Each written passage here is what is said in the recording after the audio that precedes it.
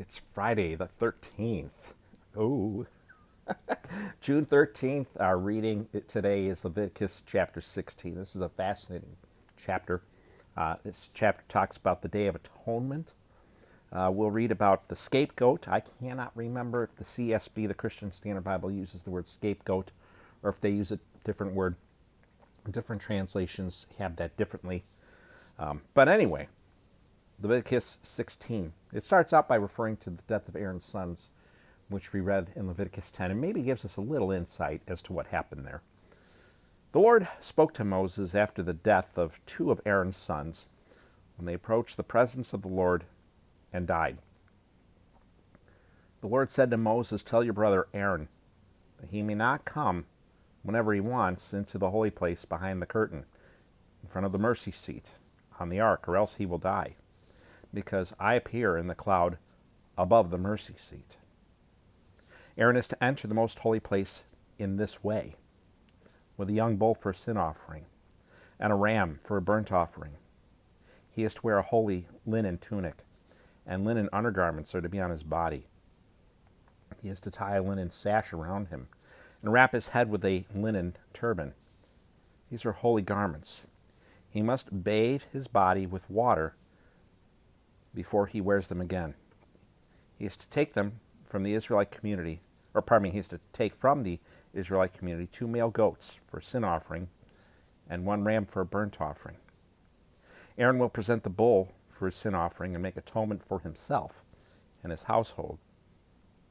Next, he will take the two goats, and place them before the Lord at the entrance to the tent of meeting. After Aaron casts lots for the 2 goats, 1 lot for the Lord, and the other for an uninhabitable place, he is to present the goat chosen by lot for the Lord and sacrifice it as a sin offering. But the goat chosen by lot for an uninhabitable place is to be presented alive before the Lord to make atonement with it by sending it into the wilderness for an uninhabitable place. When Aaron presents the bull for his sin offering and makes atonement for himself and his household, he will slaughter the bull for his sin offering. Then he is to take a fire pan full of blazing coals from the altar before the Lord and 2 handfuls of finely ground fragrant incense and bring them inside the curtain. He is to put the incense on the fire before the Lord so that the cloud of incense covers the mercy seat that is over the testimony, or else he will die. He is to take some of the bull's blood and sprinkle it with his finger against the east side of the mercy seat. Then he will sprinkle some of the blood with his finger before the mercy seat 7 times. When he slaughters the male goat for the people's sin offering and brings its blood inside the curtain, he will do the same with its blood as he did with the bull's blood. He is to sprinkle it against the mercy seat and in front of it. He will make atonement for the most holy place in this way for all their sins because of the Israelites' impurities and rebellious acts. He will do the same for the tent of meeting that remains among them, because it is surrounded by their impurities. No one may be in the tent of meeting from the time he enters to make atonement in the most holy place until he leaves, after he has made atonement for himself, his household, and the whole assembly of Israel. Then he will go out to the altar that is before the Lord and make atonement for it. He is to take some of the bull's blood and some of the goat's blood and put it on the horns on all sides of the altar. He is to sprinkle some of the blood on it with his finger 7 times to cleanse and set it apart from the Israelites' impurities. When he has finished making atonement for the most holy place, the tent of meeting, and the altar, he is to present the live male goat.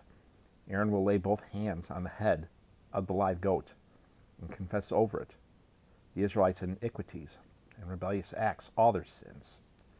He is to put them on the goat's head and send it away into the wilderness by the man appointed for the task. The goat will carry all their iniquities into a desolate land, and the man will release it there. Then Aaron is to enter the tent of meeting, to take off the linen garments he wore when he entered the most holy place and leave them there. He will bathe his body with water in a holy place and put on his clothes. Then he must go out and sacrifice his burnt offering and the people's burnt offering. He will make atonement for himself and for the people. He is to burn the fat of the sin offering on the altar. The man who released the goat for an uninhabitable place is to wash his clothes and bathe his body with water.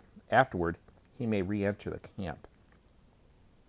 The bull for the sin offering and the goat for the sin offering, whose blood was brought into the most holy place to make atonement, must be brought outside the camp, and their hide, flesh, and waste burned. The one who burns them is to wash his clothes and bathe himself with water. Afterward, he may re-enter the camp. This is to be a permanent statute for you. In the 7th month, on the 10th day of the month, you are to practice self-denial and do no work, both the native and the alien who reside among you. Atonement will be made for you on this day to cleanse you, and you will be clean from all your sins before the Lord. It is a Sabbath of complete rest for you, and you must practice self-denial. It is a permanent statute. The priest who is anointed and ordained to serve as high priest in place of his father will make atonement.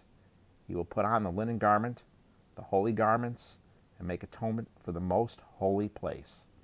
He will make atonement for the tent of meeting and the altar, and he will make atonement for the priest and all the people of the assembly.